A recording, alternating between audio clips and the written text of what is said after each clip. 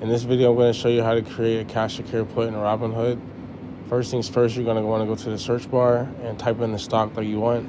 I'm going to type in Microsoft. Once you're on the stock that you want to select, go down and hit trade options, and then scroll down and click on cash secure put. At the top, you'll see your dates. You can go ahead and select the date. I'm going to select May 2nd because I like to give myself a month ahead of time. So just select what is good for you. All right, and then if you focus now on the middle of the screen, you'll see share price, $374.50. So you're going to go ahead and select your strike price, which will be those green numbers on the right.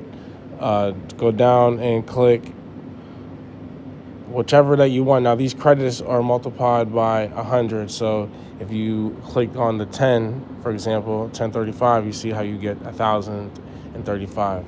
So just so you know, FYI, now go down and click the one that is comfortable for you. Like for example, I doubt it's gonna fall all the way from 374 to 315, and you can click on that and still make $90 easily. But you have to put up $31,000 for $90. It doesn't make sense. So I would come back up here and place a bet. Now, if you lose your bet, you're forced to buy the 100 shares. This is why I pick companies like Microsoft, because I would rather own a good company, and I know that the price will go back up and I'll make my money back and it wouldn't be a problem. And it's a win-win scenario.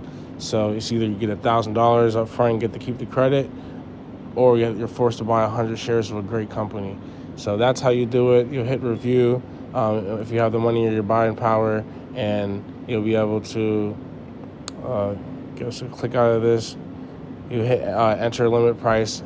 They just want you to make a bid, so you can just put 1035 and then hit review.